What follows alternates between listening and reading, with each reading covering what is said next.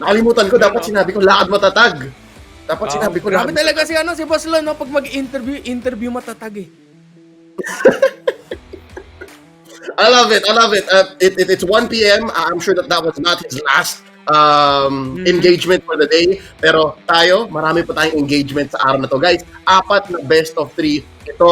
And wherever you're from, I know you're watching live right now via the SIBOL Facebook page. Click like and follow para alam niyo kung merong updates. At kung kailan ulit magkakaroon ng bakbakan dito. It's really 4 days straight. 4 na araw na sunod-sunod to hanggang magkaroon tayo ng kampyonato dito sa torneyong ito. Renmar, we're just waiting for the draft to begin, and our players are currently entering the lobby, and it's going to be a matchup between Smart Omega Esports versus RSG Philippines. Mind-blowing preview para sa MPL Philippines Season 9. I'm sure we're gonna be... This is a good chance for us to see kung nasa na ba tayo sa meta ngayon. Sino ba talaga yung mga heroes na ginagamit ng mga pros o gusto nila gamitin for the upcoming season of the MPL. But not just that, it's just where we are right now. Kasi ang daming nangyari, ang daming ganap in the last patch. And then at the same time, andun din yung halo ng pinapaglabanan nila yung country pride eh. Kasi every game, every match, sobrang malaking importansya dito para sa players eh, because it's a chance. Every win is one chance closer to representing the Philippines, be part of Team SIBOL.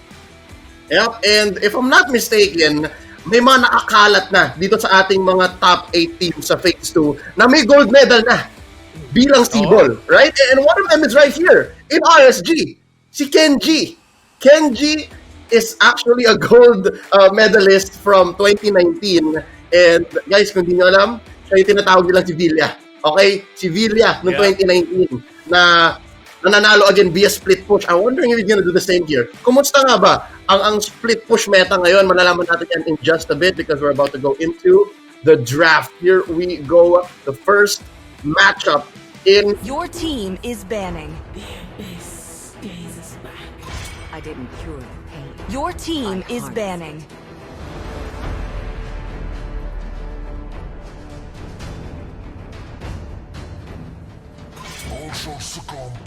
Your team is banning. Smart Omega ang nasa blue side dito, and RSG Philippines ang sasagot on the red.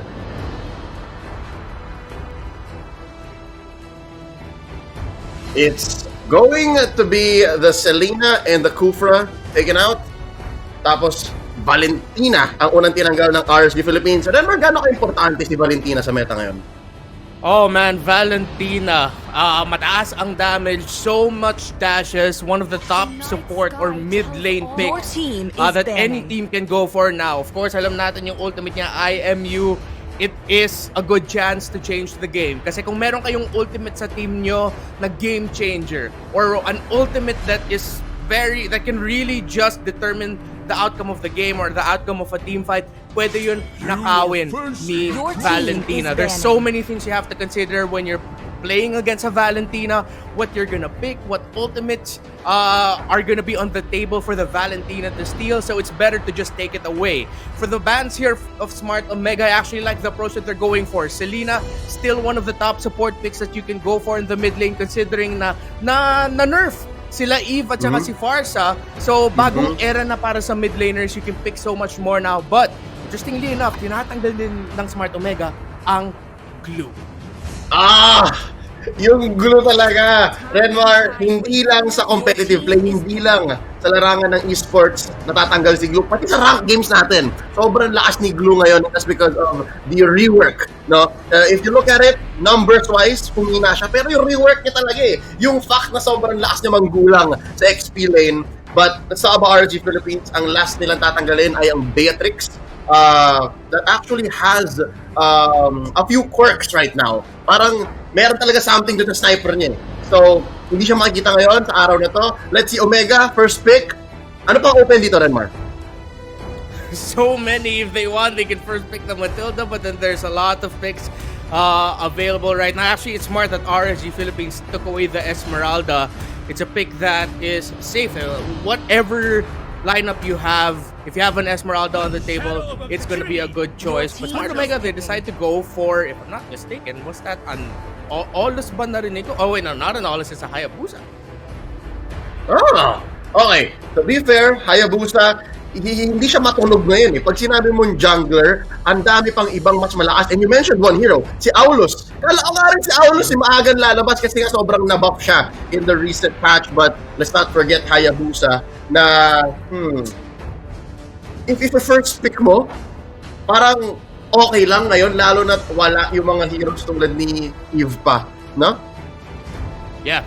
Blue side first pick, just a slight adjustment. RSG ang first pick dito. Smart Omega is going to be going onto the red side.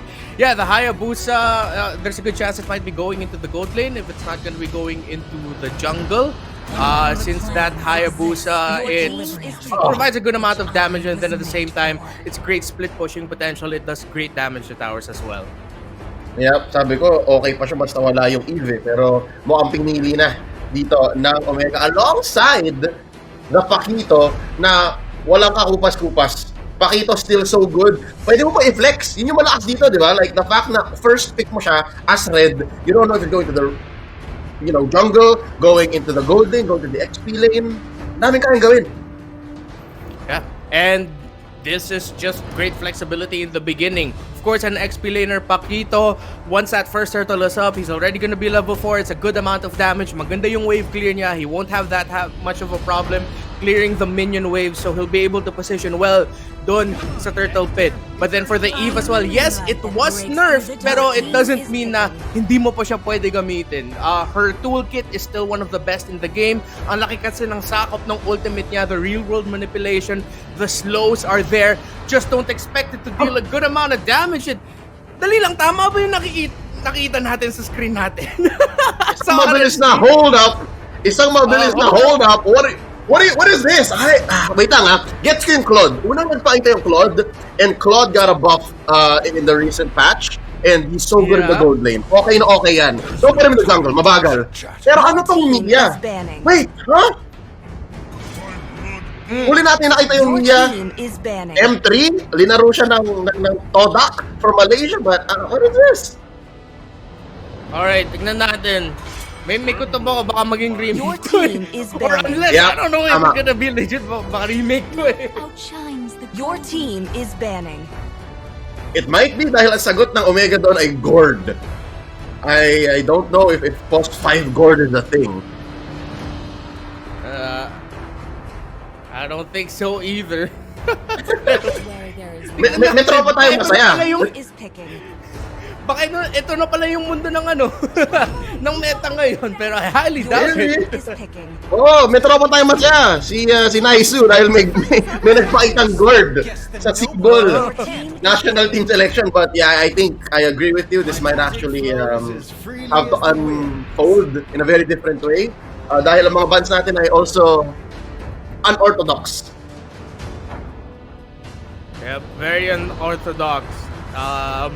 May dalawa ng mage dun sa side ng Smart Omega, binan pa ng RSG yung Loey. So yeah, I think what we're seeing right now might just be a remake or few hiccups there on the pagpakita ng mga heroes natin. We'll get an update in just a bit. Yep, we have gotten word, ladies and gentlemen, tayo magre-redraft. So it's okay, it happens, you know. Maayos din yan, mabilis lang to. We're gonna enter a new lobby, gagawa lang tayong bago, and then we will go back into Omega versus RSG. Now, Renmar, question, how do you feel about banning Glue?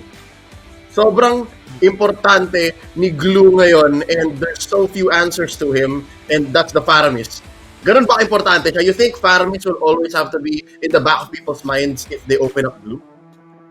Yeah, considering how we have Smart Omega here who they have shown that they play the Faramis. Kung kalaban nila yung Glue, they're willing to play that in the XP lane. We've also seen, if I'm not mistaken, it was also Smart Omega, naglaro sila ng Faramis in the mid lane. Also up against a lineup that had a Glue. But then at the same time, just because may Glue doesn't mean kailangan mo pumili ng Faramis. There are heroes on the table who can make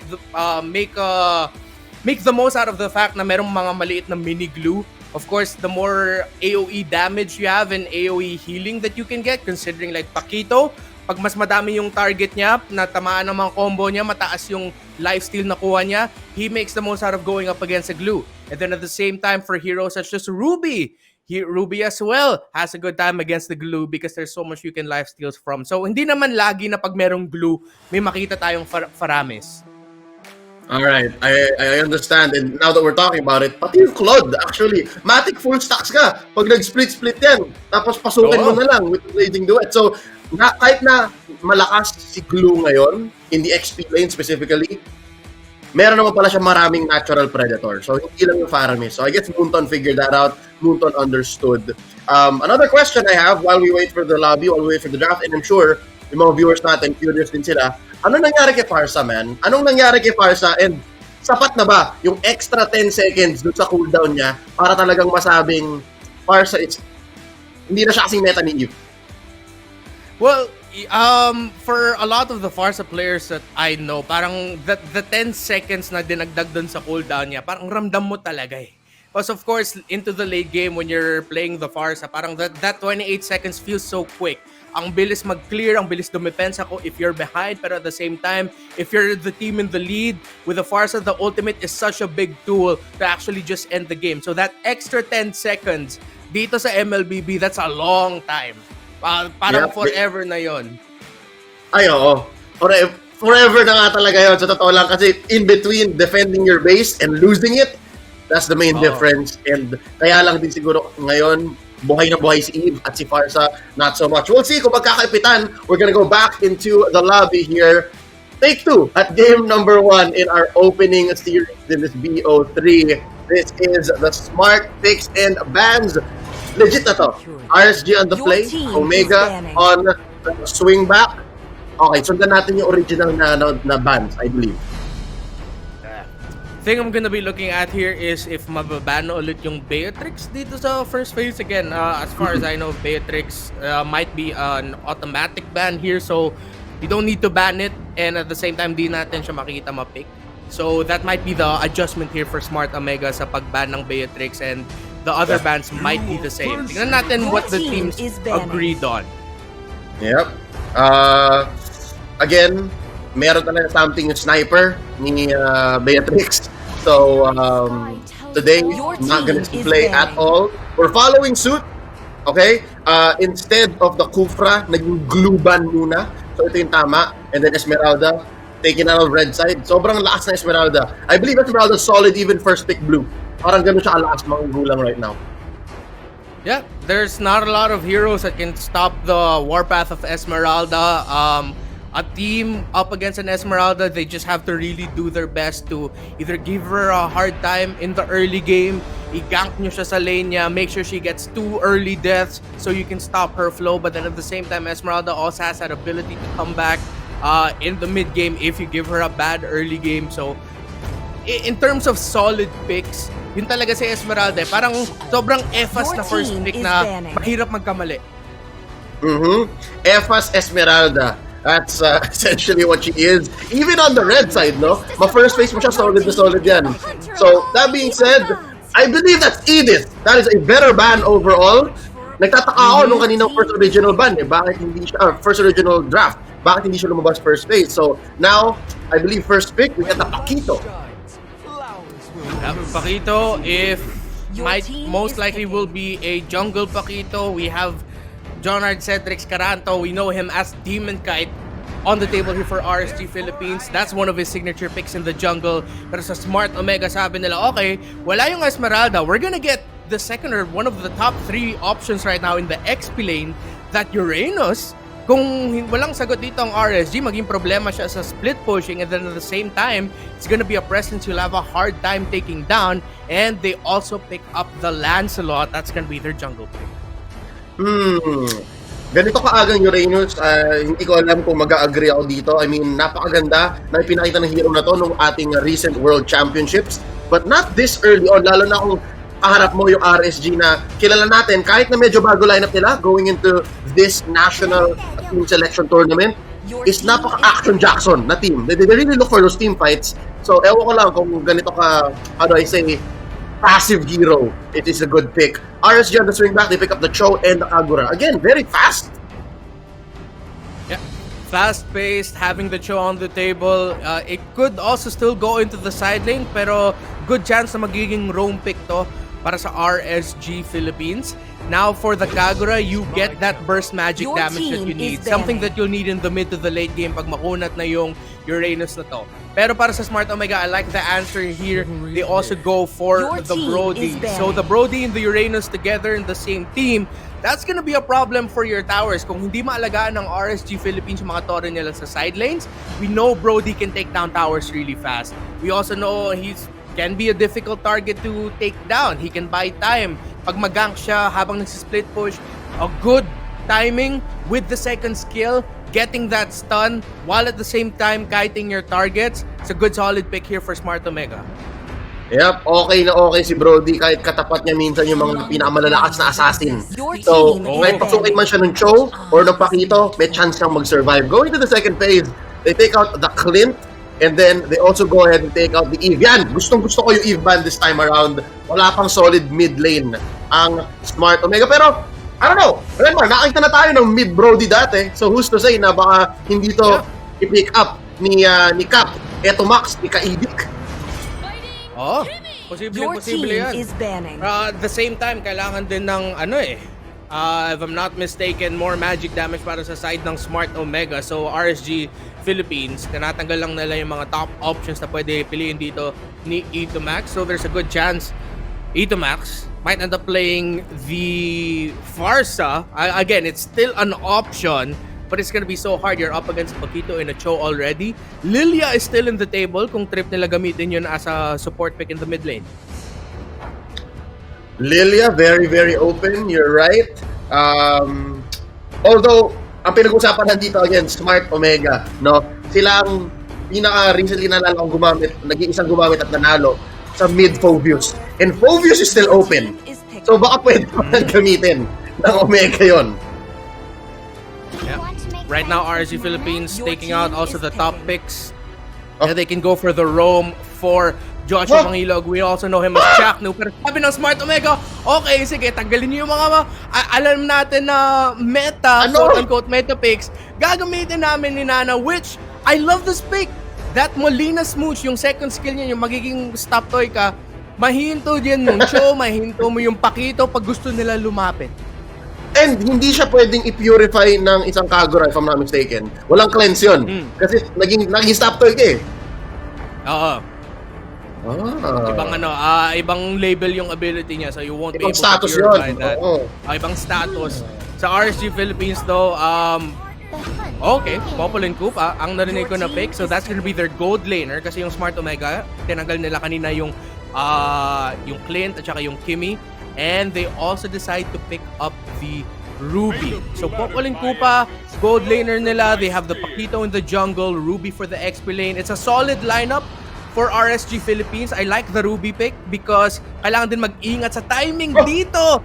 Ang Lancelot and pre, ito sinasabi ko dati sa live, they pick up a Minsitar pick and this is gonna be their roamer. Wow! There's only, you know what? Isa lang naman ang roamer ng Omega sa araw na ito, sa tournament na ito, at yan si Mangilog, si Chak Mamba. Oh. So, isa na namang aspeto, isa na namang evolusyon para kay Chak Mamba na magpakita dito sa atin ng Minsitar na napaka-interesting nga naman ng kit. Men, paano papasok dito yung mga heroes ng RSG Philippines? Paano tatapatan to? Ni Light, ni Katipon, no, na bagong salta sa RSG Philippines. Because if I'm not mistaken, nakasub ngayon si Mr. Fundamental. Nakasub ngayon si Heath. Yeah, it's gonna be light in the roam position for RSG Philippines.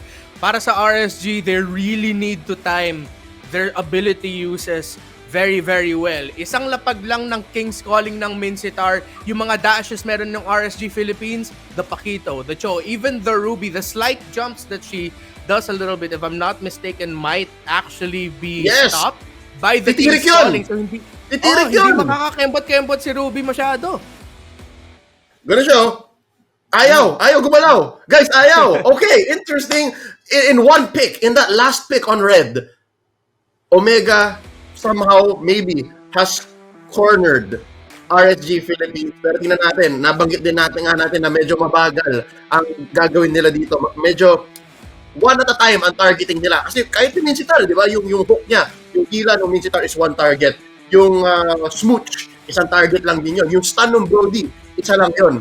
So, let's see, baka step by step ang laro ng Omega dito, while RSG Philippines, gawin pa rin nila yung standard nila, yung approach nila na collapse, yung 5-man collapse, tapos saka humanap, saka gumalaw. Yeah. And RSG Philippines actually, they have to set their eyes a little bit more on the towers. Oo, alam natin yung RSG Philippines, yung parang death ball nila na once that 4 minutes is up, first 4 minutes, once that first turtle is up, alam mo, maghahanap sila ng team fight. Having a high impact jungler katulad ni Paquito means you get a lot of damage. So whoever will be rotating as 3 or 4, RSG Philippines, maghahanap lang sila ng target. They'll be able to get a kill. They might go invade or they might go focus on one lane and force a tower push. That's a signature RSG playstyle. So sinagot dito ng Smart Omega is, okay, kung ganun kayo, kilala din na kami para sa mga team fights namin kung paano kami balagbag lumaban talaga. So, we're gonna draft a lineup that will give your lineup a hard time, which on paper it looks like Smart Omega was able to do just that. Pero kahit sa papeles, maganda yung lineup dito ng Smart Omega, RSG Philippines, they will be able to play around that. Maayos lang ng timing ng mga abilities nila. Hanapin lang nila yung King's Calling, where the Mincitar is, where the Molina Smooch is.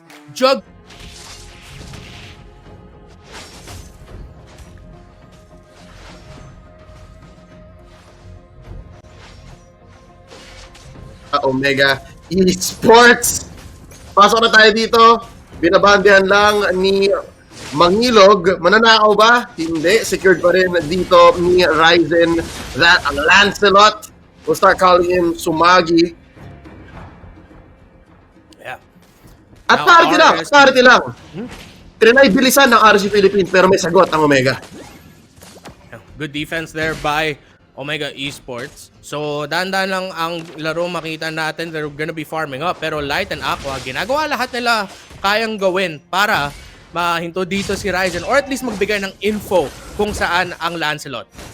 Oh, Aqua, binibigyan ng konti dito si Eto Max. Oh, uwi muna. So, medyo maganda ang palitan dito, RSG Philippines. Nanalo sila sa exchange doon. Ngayon, si Kenji Villa, siya pala ang gagamit ng Ruby. So, Ruby facing off against the Uranus. Okay pa, kilala ni Villa itong hero na to. Specialty niya yata to. Familiar na siya dyan. So, for Kenji there, he really just needs to time it really well, hold down the XP lane really well. Renjo, papahirapan niya dito si Kenji, but at some point, RSG Philippines will have to help Kenji out, force out Renjo, or kung hindi dun sila magagank, they're gonna be focusing on outplay dun the Brody. Kailangan mo din pahirapan ng Brody na yan and not give it an easy time with the farming. Aqua, grabe yung Mangilog, knocked up here by Katipon. Confirmed first blood drawn here. Napunta kay Aqua. Pero trade pa nga maging double kill para kay Aqua doon, but it was Itomax who was able to get away. Pero walang tank dito ang Omega Esports. So si Renjo magsasub sa Turtle Pit para Red team hero has been slain. Circle take by RSG Philippines. Pero top lane, may bawi naman sila. Napabagsak nila si Manhaog, aka Yaknu the Kingslayer. So medyo mahirapan si Kingslayer dito. I think there is a small advantage for the Brody sa simula. Agree ka ba doon, Renmar? It's a pretty even trade. 1-1 parehas sila sa lane ngayon. And in terms of the minion waves, they're both handling it really well. Pero 2-man rotation top side for both teams. Kung meron mananalo dito sa trade, well, they might just end up winning the lane.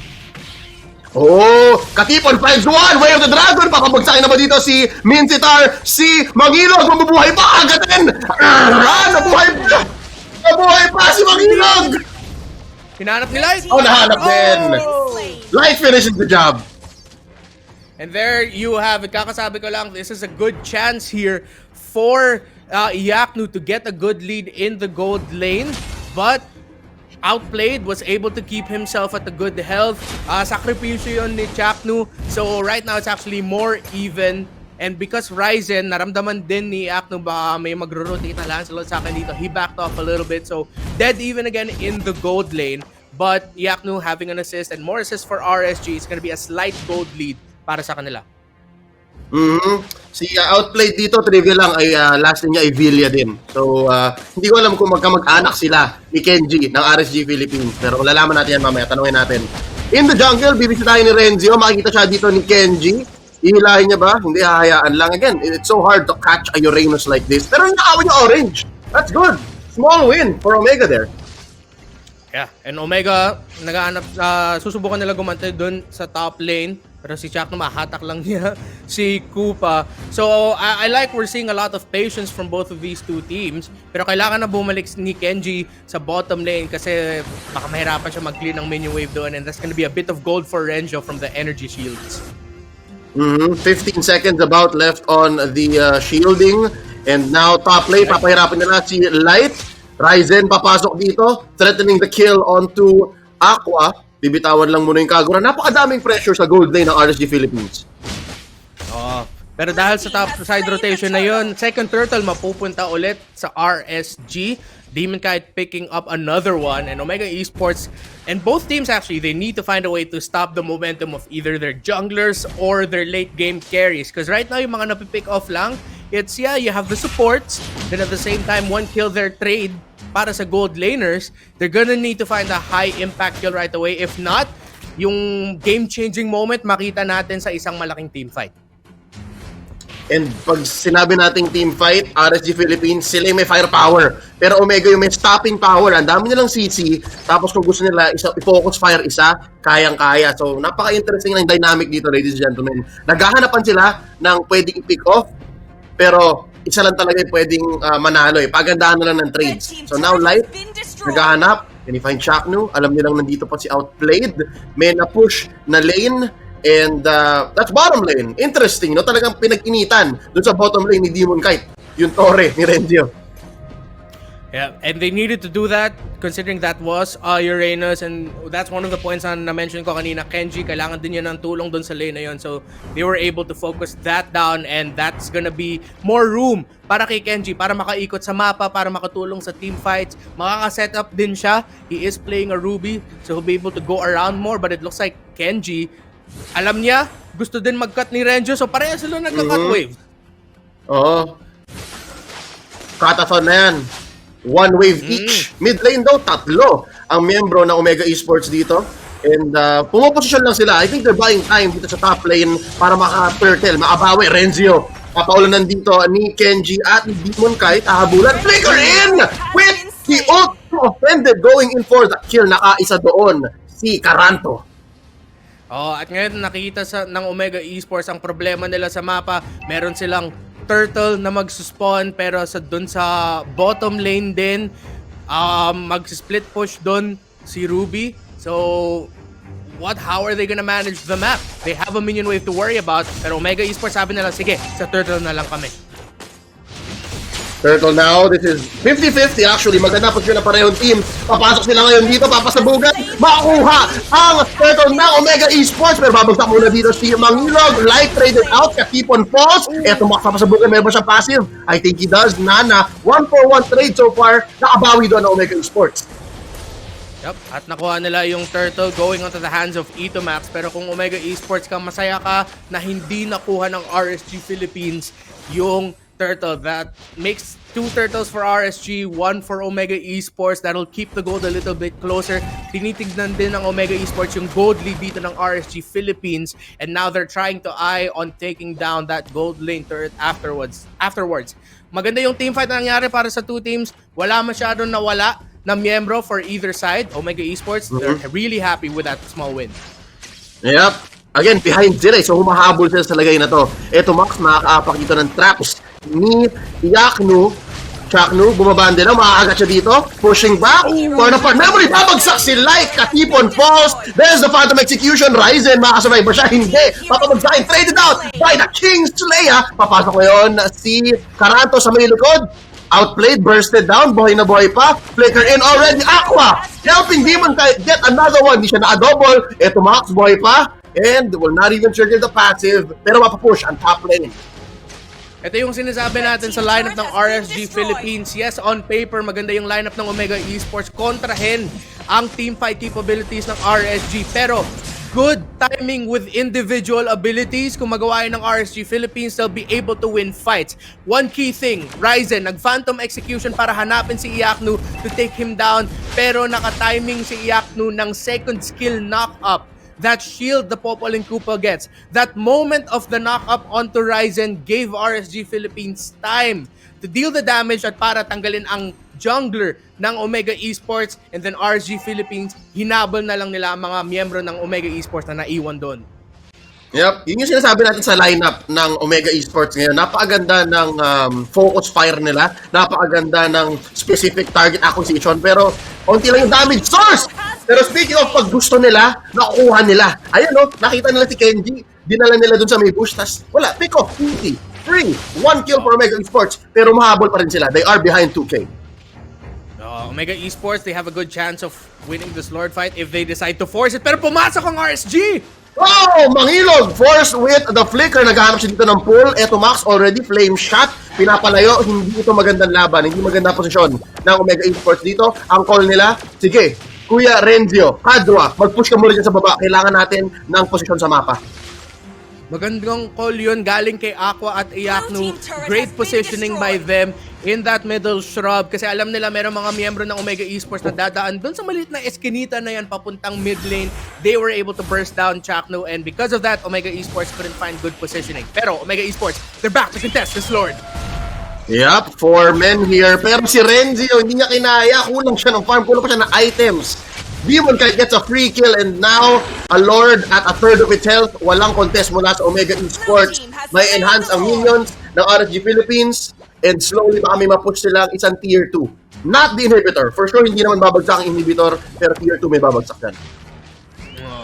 Ito ang problema ngayon para sa Omega Esports dahil hindi nga nila nahinto ang momentum ni Demon Kite. Sobrang sakit na ng damage niya, pero ang sakit na ng damage ni Ryzen! Naulit na naman! Naulit na naman yung pagpasok ni Ryzen at ang perfect na response mula sa RSG Philippines. Ang hirap maging Lancelot ngayon. Iaknu, great timing again, great sidestep, and great response by Aqua. RSG Philippines, minamata nila yung Torres sa top lane ng Omega Esports. Pero mukhang may laban ng Omega Esports. They want to do more than just defend. They want to pick off light. Katipon caught in the orange buff nest, and there it is! Kill by Chaknu. Mangilog taken one. Di man lang pinatapos, si outplayed ng Torn Apart Memory. Bumagsak na ang bottom lane turret. Pinatid ni Demon Kite yung Lord sa bottom lane. Pero tinuha natin dito ngayon, yung wave ay sumabog na. Lord gonna fall in the inhibitor turret down bottom lane. May pangalawang babagsak na turret sa mid. Pero wait lang, umahabol pa. Omega Esports, they want more. Hindi pa ready ang kanilang engagement kit. Okay pa. I think Omega Esports, not to pick a fight right now. 5K ahead ang RSG.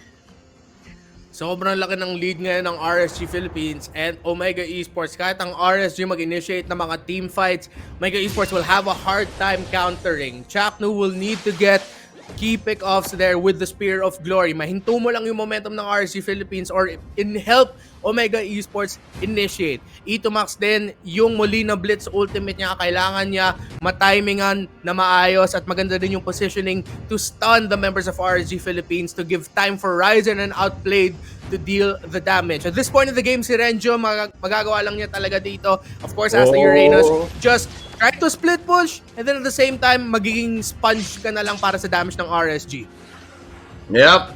So, it's the first part. I think that's more correct, Renmar. Pero ang ganda na sinabi mo, sobrang agree ako na yung hila ni Chaknu, yung hila ni Mangilog ang mas importante kasi in this 13-minute game, hindi pa tayo nakakita ni isa na malupit na King's Calling. Never pang na-trap yung RSG Philippines na ganun.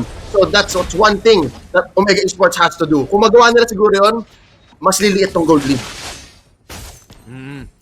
5K gold lead, RSG Philippines, sobrang taas pa in terms of the items. On the way to the Antique Raspa, dito si Renjo.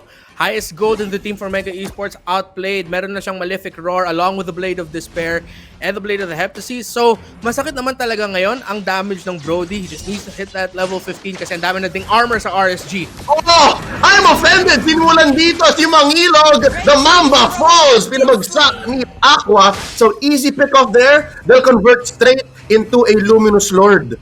Pero ito, nag-iisip yata sila. Wala pa yata sa mapa. Cannot. Kailangan pa nila ipa-push yung minion wave doon sa bottom lane a little bit more. Pero andito na si Demon Kai, so umpisa na ng RSG Philippines. Omega Esports, mahirapan talaga sila dito mag-contest. Ang bilis mabawasan yung health ng Lord dito. Ang taas na ng damage ng RSG Philippines. And what I have to say about RSG, ang ganda ng mga counter engages na pull off nila. And Kenji, Aqua, big parts of those counter engage. Grabe yung pag-timing nila at pag-respond nila sa mga engagements ginagawa ng Omega Esports. Tama yung mga sinusubukan ng Omega Esports. Ready lang talaga sumagot ang RSG Philippines. And ngayon, play safe ang Omega Esports. Naghahanap sila ng bush na baka may nakatambay. And tama naman kasi RSG Philippines, makita natin ngayon, nakaspread sila. Open sila kasi nga sobrang lamang nila. They even win the vision game dahil sa traps ng Popol and Kupa. And right now, they're gonna start choking Omega Esports. Kukunin nila ng purple. Si Ryzen, kawawa, ang hirap. Kanina sinabi ko, mga what?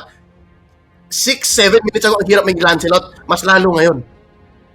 Pag wala kang purple buff, pag yung mga kalaban mo nandun na sa jungle mo, sila na nagpa-farm ng jungle mo, ang hirap nga talaga dito. Tignan natin kung kaya ng Omega Esports depensahan to. Nasabi ko na kanina ang kailangan nila gawin, tignan lang natin kung magagawa nga nila. Baka magkamali ang RSG Philippines.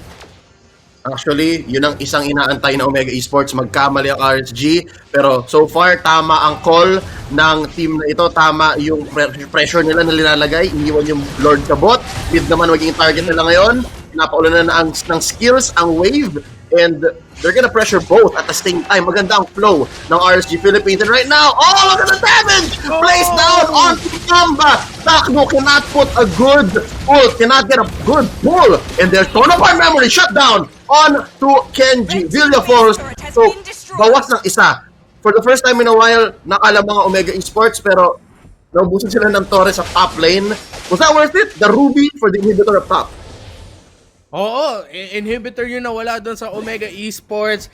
Kenji, makaka-respond naman yan. Yung mga Torre, hindi yan nagre-respond. So, and of course, that is an inhibitor turret as well.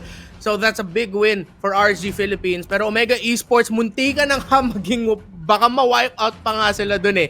Dahil si Aqua, nakabato siya ng magandang ultimate.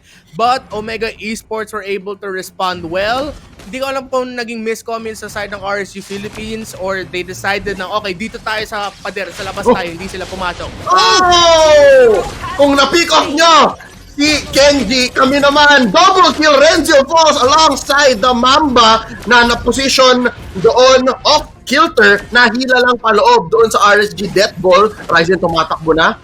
Outplayed ginamit yung second skill ng Brody para maka-dash through doon sa may purple buff. And just like that, yung onting lead ng Omega Esports na nakuha nila para makabawi ay nawala na naman muli. Sobrang bilis bumaliktad ng larong ito. Mapupush nila at matatake down ang mid lane inhibitor. Plus, one more. Eto Max, na-pop ang passive. Down goes outplayed. Na-shut down ng King Slayer. Shut down at Iyakno pero tapos na, huli na. Hindi kaya dumepensa ni Kaidik. And that's game 1 going over to RSG Philippines. Sobrang na-miss ang mga teams natin, the pro teams, seeing them in action. What a game number 1 here for SIBOL 2022 National Team Selection. RSG Philippines taking the win.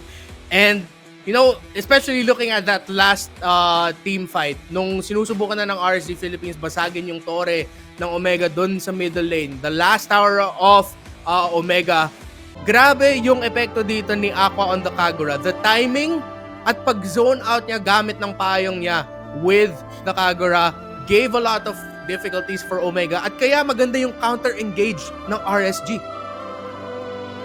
And hindi rin kasi makabuo ng items agad yung Omega dahil nga ang ganda nung damage type coverage ng RSG Philippines. Nabanggit mo na may Kagura, di ba? Ang last ng burst niya, magic yan.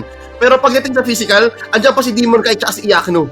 So, anong bubuin mo muna? Di ba? Yung Atinas or yung Kiras? So kahit at that point si Renzio na confused, hindi nga siya nakabuo ng Atinas. So pag nakita siya ni Aqua, sabog.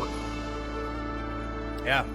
Aqua, the only magic damage dealer para sa RSG. So, it makes sense din naman kung bakit si Renjo, ganun yung itemization niya. At that point, masakit na din yung damage ni Demon Can. Masakit na din yung damage ni Light. But, Aqua, of course, having the Divine Glaive already and that late game scaling of the Kagura, oo, namimiss nga ni Renjo yung Athena Shield. Pero at that point, ang hirap nga talaga to really decide what to build in that game at that point in the game. What a great game para sa RSG. Great rotations as always at nakita natin na para sa RSG, alam nila na in terms of a full team fight, mahirapan sila kung hindi sila mag-ingat.